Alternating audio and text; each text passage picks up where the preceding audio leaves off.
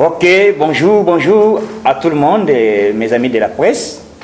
En tout cas, aujourd'hui, c'est avec une grande joie de se retrouver encore aujourd'hui devant vous et devant vos caméras. Grâce à notre Dieu tout-puissant, il nous protège malgré et avec un colonel qu'on appelle coronavirus. Il est en train de sillonner dans le monde, mais Dieu nous protège grâce à Dieu. Nous sommes là encore aujourd'hui. C'est avec grande joie. J'aurai au moins 3 points mis au point que je dois vous proposer et je dois parler aujourd'hui. Premièrement, d'abord, pour les cas de coronavirus, le nombre est arrivé au nombre de 207 cas, 20 décès, 10 guéris, 119 cas dans les bons états. Deuxièmement, détournement des fonds sur des moutons. Troisièmement, je dois féliciter encore le chef de l'État, avant même de commencer, je dois féliciter d'abord le chef de l'État, le garant du bon fonctionnement, le commandant suprême, pour l'instauration d'un état de droit qu'on demandait à l'époque. Nous, l'IDPS, on demandait du vivant d'Etienne Tshisekedi, il nous disait, dès que l'IDPS est au pouvoir, nous allons instaurer l'état de droit dans ce pays.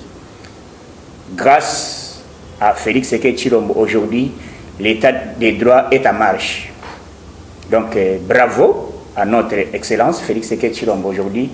On a arrêté qui?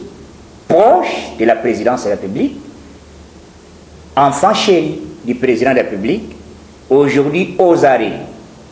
Aujourd'hui, il est à Makala. Et je dois préciser bien l'adresse. Donc, quant à ça, donc, je vais encore parler encore d'autres cas, à ce qui se passe des rumeurs de gauche à droite.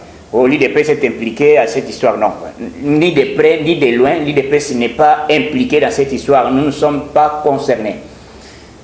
Nakoya lisusu na lingala puisque ezali nde masolo po bakongole bayoka ba comprendre que ngonge koki oyo tolobaki état de droit ya solo oyo tosengaka à l'époque que dès que l'IDPS est au pouvoir tokoinstaurer état de droit. État de droit monde entier, BBC, RFI, édition spéciale, l'arrestation de Vital Kamerhe Wakaningindi aux arrêts. Qui est Vital Kamerhe? Bokoye bayango Vital Kamerhe azanani, intouchable. Oh, à l'époque, c'est la toute première fois en Afrique qu'on arrête un proche de la présidence de la République. Voilà. Fachi Beton, coup de chapeau, puisque nayebi que batubazaraki na bazana ba polémique, ya koloba de gauche à droite, na kokota détail wana bo comprendre na kende na yebse bino na place na cellule na chambre Vital Kamerhe alali na yebse bino yango. Donc biso ngai moko personnellement lito sali ezali lit moko noble. Donc même les autres alliés déjà na nommé peut-être na entreprise publique, je ne pouvais pas venir na souci à copier. Papa c'est opportunité. Aux anani directeur à cabinet. Où est les blocs amicés? Voilà aussi mes touches. Fachi Beton. Si tu l'obaka libosunga na l'obaka na ibsaka binoke, un jour, vous voyez Fachi, expert en matière politique. Nana volaka Fachi politique en Afrique. Azate, même les présidents africains sont étonnés. Trump mwana mateta lobi muto malgré corona batubada ye. Trump alobi muto nazalaki kozela ye. Fachi Beton umela na yo na ngwende na yo. Puisque directeur à cabinet azalinda sous humilité à chef de l'État. Mais ce qui fait habiter justice salana d'abord enquête randa konangai. Bon on a cabinet c'est na lobaka. Tant que Facha de ça l'enquête d'abord nanda konaye. Bon cabinet. Bakena cabinet ba petit dossier kiri. Dossier kiri na wana na dossier wana puisque na besa ba détail bo comprendre Zamba Congo zoyoka puisque barimel na yoki réseaux sociaux premier na kofika benjiri ya Fachi. bamusi bakoma kite akangie basali na meza polémique asali kaka mon camouflage papa aussi au mona wapi et le réputation ya directeur de cabinet d'abord nazo comprendre ba d'abord INCT nakoya wana na betere bino ma comprendre que bino eza son d'abord bo miyoka son président bino ayokisi bino son bilan nini boko pesa même en 2023 d'abord ceux qui bazo tangi on a détournement des fonds des choses de l'état c'est eza du vol. Hein? Biso mutaboyi soni biso d'abord toyoki soni biso batayi de presse puisque Fatia avanda ina cabinet directeur de cabinet moko oui un Pierre bokoya ya bokoyoka ndenga na ibisaki bino eloko liboso na maladie oyo eza na biso na Congo presque Congo mobimba tozana 207 cas sur 207 cas tozana 20 décès tozali na 10 guéris 119 cas où ils allaient na cas moko valable peut-être bakoui ko zala déjà bakoui ko déclarer bientôt cela veut dire 100% 80% il y a ba guéri ba ko zala bientôt annoncé par docteur Muyembe donc effort il y a ba docteur Nabiso effort il y a expert en matière il y a médecine ao ba bengi docteur Muyembe effort il y a ministre Nabiso il y a santé docteur Etienne Longondo, effort, il y a chef de l'État, comment outil signé ordonnance à SICA pour nommer à Sali, ordonnance à fonds public de l'État, va créer social, un fonds moko social pour aider la riposte à coronavirus. Donc, Fatia Zos créé le moko, mbongo pesa combien qu'on a aujourd'hui déjà 800 000 $, et ça qu'on a, bazoya.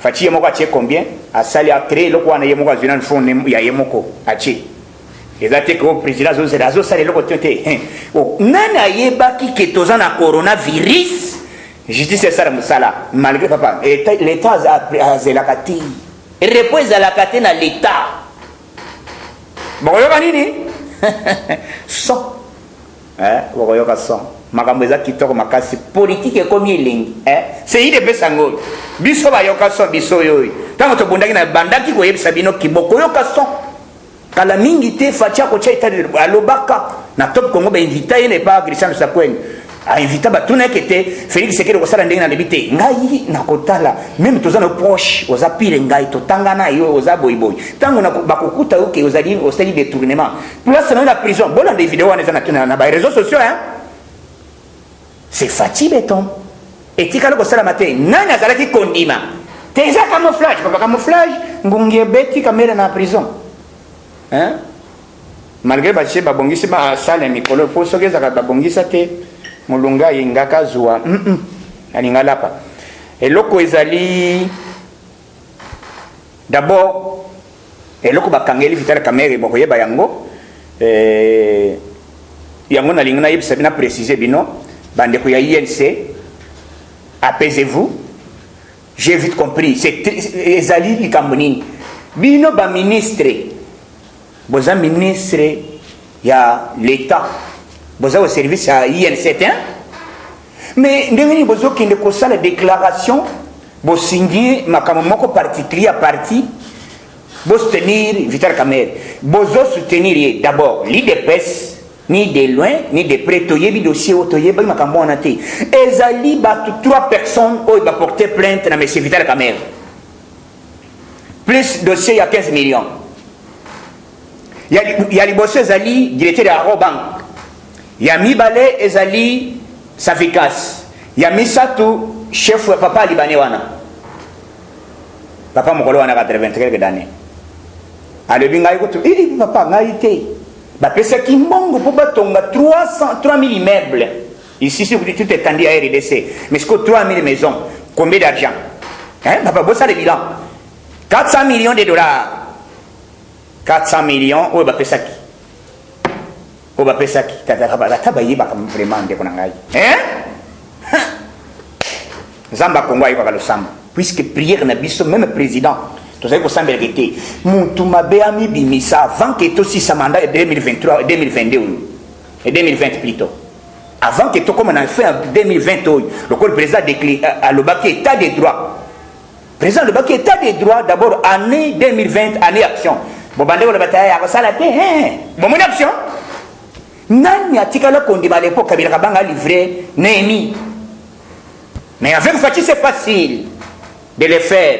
Fati a kaye musika lobi si même ezali proche famille ya biso moleki na ngai soki ndeko na ngai bakutie na dossier omukamate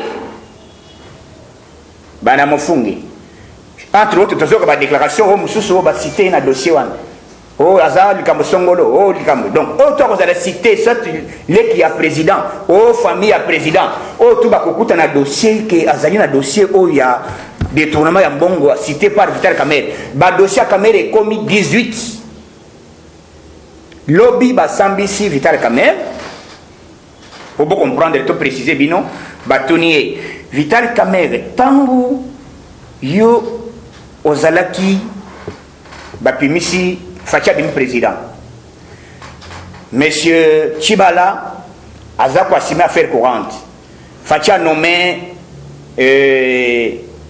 monsieur Ilung Kamba comme premier ministre nani o azaki na clé ya ko frapper même na ministère de finance même na nini nani azaki na clé nani azaki na signature oh c'était moi nani apesa ki ordre na ministère de la finance aba de passer sur son bongo te au consulta ki nani vous comprendre le point vous dites là papa nani apesa ki ordre d'abord Fatia yeba kiti Kamerhe Vital na couloir na ye ayebisi ministère de la finance ko dépense ko touchaka yelo comme sous-souté c'est moi Vital Kamerhe avant signature la présidence mais combien de signatures ou ezaki ko kende na ministère de la finance pour mbongo ebima hein donc mbongo boni ezaki ko bima à l'époque c'est ça les moments où Vital Kamerhe a profité Zamba Kongo ayebité président Fachi Vanda yo avant que puisque moi je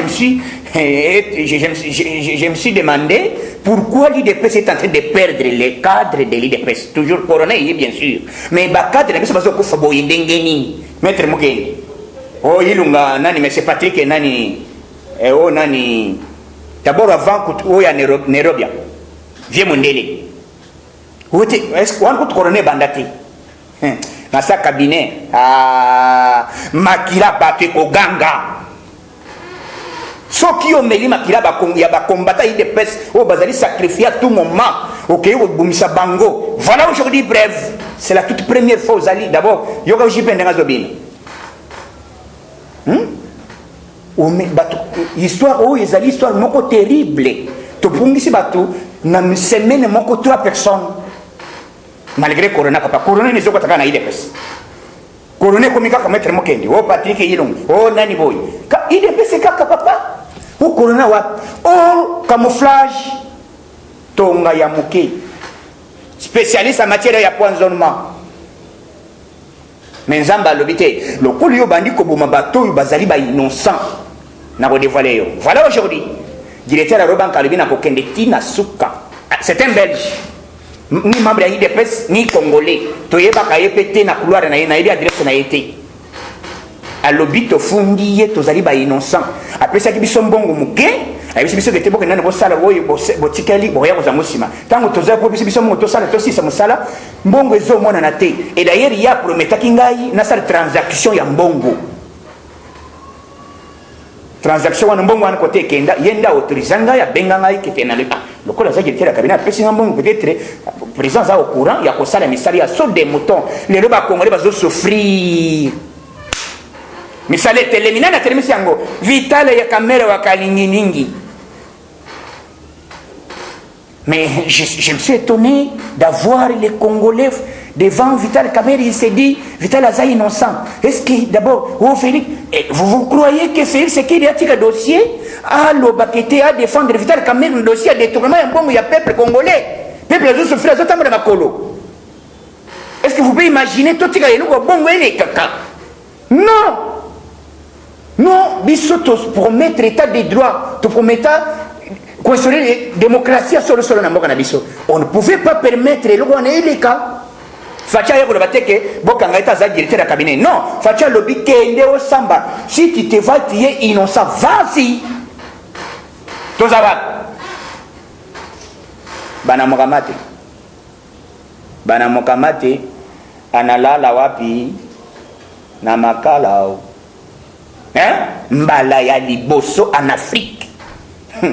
Zamba Congo ayebaki un jour l'IDPS tokoza na pouvoir, un jour tokoza l'état de droit. Voilà biloko tozayi kolobi c'est ba Congolais. Ne vous en faites pas. Un professeur en matière politique c'est Fachi Beton. Bakinga kambangu ti. Bongo banane batikali. Tous les petits nyonso apoka nyonso. Bon proche président akei. Papa, aux gouverneurs, aux ministres, aux députés, pas d'humilité. Aux soi-disant immunité parlementaire, aux moins députés. Alors qui est député, ça te bakuta yo boina dossier bongo mbeko. Arrestation à l'immédiat. Donc pour comprendre que depuis, n'a pas c'est bien ma précision, Fachi mais il Fachi a vu dans 48 heures. Bon, Numéro 0 bar 6 bar chef de l'État bar Félix Sekechilom. Urgence sur RTLC. C'est bientôt. Par rapport vie, les statuts, vie, l'article 0 bar 6 bar 5. Vie le chef de l'État. Par rapport à ce qui s'est passé à la justice congolaise, par rapport à mon directeur de cabinet, voilà, mesures prises, voilà, point barre, point. Il est nommé les directeurs de cabinet. Les nouveaux directeurs de cabinet. Bon, ils sont bientôt. Fachi Beton.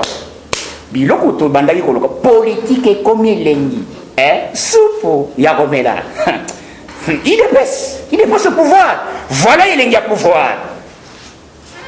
Biloko to bandaki ko yebisa bino. Voilà il a pouvoir. Ozoko to bandaki ko senga to bandaki ko tuna 10 jours au jour. Voilà Congolais. Monde entier to comme niveau ya justice to mati. Afrique nyon soza likolo. Voilà 2021 Fachi nommé comme président de l'Union africaine.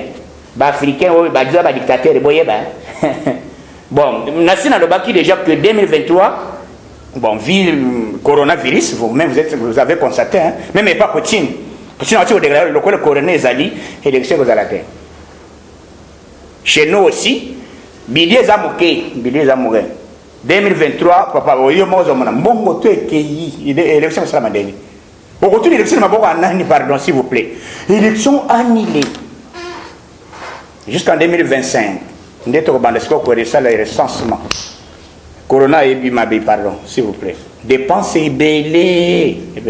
Hein? Zamba Congo. Ngai yoka son. Bureau. Na vanda kiao. Na bien jour, président yoka. Les équipes pour gamba présidenté. Mais prière, tous aïe kosa les alaki qui bon tout azon la conscience. Congolais comprendre que Fachi azali mutu o yazali ko flatter batute Fachi a lobibori justice même dans monde justice ndé les vacanation le corps to tikeri justice sala na ye ce qui bakuta ka vitale caméra zana ina dossier té mais la zali banda mais tant bakuti na ba infraction ba tourner ba question caméra meli procureur a le biquet mais c'est vital caméra par rapport à cette histoire de détention provisoire. Place nini bakangi vital caméra azali na 8 pavillons na 8e pavillon na cellule 2 chambre 3 soko zana tende tuna batu wana bazako na bayebisa yo azana chambre na moni mondere moko atandi makolo boy soko bazana na net yo tala image au mona na réseaux sociaux image eza makamba sécurité c'est la toute première fois na Congo madame Nani Amida abandi ko lebate ezali intimidation bazo bang non biso tozo bang pe 2023 te d'abord accord au bino bozo le accord toyokana ki accord ya Nairobi toyokana ki kete soki le vital caméra komi tourner en 2023 caméra est-ce que dossier oyo ça n'a rien à voir avec l'IDPS mes frères à moi ça n'a rien à voir avec les chefs de l'État essentiel batoni misala ya so de moto il faut essayer depuis décembre etamboli te pona nini nana sali ke etambola te bakei ko découvrir que tembongo ezaki débloqué mais vital caméra zo ki monyo soit détourné yango c'est pour cela aujourd'hui basalié au mokamate et un problème ya yide c'est un et ça problème ya Fachi ya ko intervenir na batu ya voler et puis na yoki ba ministre mususu d'abord na yoki déjà musakombi ya debigete ngai na zawana pana sonner ba même papa zamu yibina botika makamana na Holanda yete. Donc, ils ont la conscience de la population, ceux qui ne vont pas nous battre dans le ils sont coupables. Tu es envoûté tous les années. Bon, le bâti, mon tunabino, il y a soni. Les alliés honte. Il y a un directeur de cabinet cité dans le niveau de détournement. voilà aujourd'hui. IDPS. Bah, il y a qui dit ce plan, oui. Tipo, Tito. Et il chip sur yo. Fait Tito. Il y a qui dit ce plan, bah, de pas penser IDPS. Biso prière, na biso IDPS, c'est état d'esprit, et qu'on pense en athée. Au moment où côté quoi, bah, il y a qui, c'était lui. En personne, Katumbi, Yé, na FCC, bah, ça n'a pas débloqué, mon bah, même les députés de l'IDPS. Et l'ina liste IDPS va déclarer les députés. Vous mettez tout à l'IDPS. Vous imaginez? Bateau va s'amener bon. Aujourd'hui, Bisso, Nayorason, Nalobaki, Zambé, Nalobaki, na moi, oui. Et aussi la tête, vous allez constater, maman d'action. Fatia le baki en action. Bon, quand cette action, ils allaient à côté à Matemben. Ou bien à Massang. Voilà l'action. Monde entier, les lots na lundi na RFI, édition spéciale. L'arrestation de M. Vital Kamerhe, le directeur de cabinet du chef de l'État en RDC. Token à France 24. Émission spéciale. TV5, émission spéciale. Qu'est-ce qui se passe en RDC? Qu'est-ce qui se passe en Afrique? Et puis, le Fachi Béton. On l'appelle Fachi Béton. Donc, béton, ils ont bétonné Tina INC partout, en désordre. Donc, on a à tout moment, s'il y a des activités, il y a des communications, je serai disponible pour informer que moment est coquille. C'est ça le Congo, où tu as un état des droits, tu as ça le compte à rendre, puisque ce que ça le compte à rendre, il faut qu'on d'abord il y a FCC. Et ça, on dit bien beaucoup ma casse. Et lui, c'est ça, mon moulaya. Il va se balader au salaire qui était. Quand il y a maté, au salaire qui était. N'a pas besoin de journaliste temps. Bon, un peu sans question, puisque je suis disponible de vous répondre à toutes vos préoccupations. Je suis là. Merci. Merci beaucoup, Président. Merci vraiment parce que vous accordez ce temps. Tout sur la Macambo, parce que Oyo Mokimobibeza cause la Lelo état des droits, tout le monde est vraiment en marche. Question Moko Oyo Mokimobibeza Mituna Lelo. C'est parce que Ebele Bazolo Bake, IDPS et Zola qui sa ingratitude envers INC, et ça parti où accompagnant qui président Fati dans le moment de campagne, et Mingi Koutou Balobi qui est Bangondi Moutubasali pour le président Fati à la président de la République. Et pour la Bango Baza cause de la défense, Moko Boye n'a pas rien président parce que Azam Moutoubo et Azam Fundanaï. Et les locaux, mon acquénon, il est pour Kamere Azana Kata Boloko. Tant que non, celui qui travaille à l'hôtel mange à l'hôtel. Président, à quoi agir comment devant peuple au Bazota et devant UNC au Bazota comme associé, associé à merci beaucoup, madame. Je ne comprends pas. Est-ce que d'abord, il y a un peu de caméra, na caméra qui était tant au côté de pouvoir, au bande de Piemboka. Toti Kayo. N'importe ya Nairobi ezalaki boyi soki tozwi majorité dans l'Assemblée nationale na kati alliance na biso INC IDPS Vital Kamerhe akozala nommé lokola premier ministre mais ekomela biso bongo te moto bayebaka ye effort na ye na nombre ya badéputé na INC badéputé baza bon c'est parce qu'il faut les alliés il faut les alliés nombre de députés élus même avant la chasse sur tout est tendu zéro aucun de nous compte pas député basali sur nation et tout basal et belé basal 6 bato bon on linga qui biso to bato c'est bino que teto tikela bino fachi azali reconnaissant à le bikete na signe de reconnaissance il y a ça puisque biso il dépêche to linga to battre ba nyons mais basanga qui 40. Moi, je l'avais prophétisé, je l'avais dit dès le début. Élections à la vert, et à la rouge, et à la noire, couleur union secoyelle, Fati chef de l'État. Avant tout, comme on compte ma réunion sur lui. Vital Kamerhe a comprendre que, malgré les acquis isolés, les acquis montent encore pour y être, à l'habiter à côté de la beauté, il n'y a pas présent Fati. Donc, on peut être, à soutenir les bisous, mais on a voté Fati et Zali, peuple congolais. Parti politique, ni se comparer na Congo, le Collège des PES. Exact. Ce que l'on il est représenté presque dans le monde entier. Tous en Australie, tous en Chine, tous en partout. Fédération d'Abissé Zali. Mais ce qu'aux États-Unis, même à Congo, parti à Trump, ok na France parti à Emmanuel Macron awa na Congo exact mais biso fédération za na France fédération za na États-Unis fédération za partout ezali force monene oyo ekoki kotisa comparer na parti wana te donc biso fati alakisi bolingo na ye ya koloba ke tout travailler ensemble et puis place ya directeur ya cabinet bapesaka yango n'importe qui te fati apesaki confiance que était réellement ndeko na ngai namoni ndenge asoutenir ngai vraiment tokotravailler mais elakisi motema mabe abandi copier et puis abandi na nzembo ya 2023 osomoni directeur ya cabinet bana 2023 est-ce que moto wana kotravailler akosala mosala normal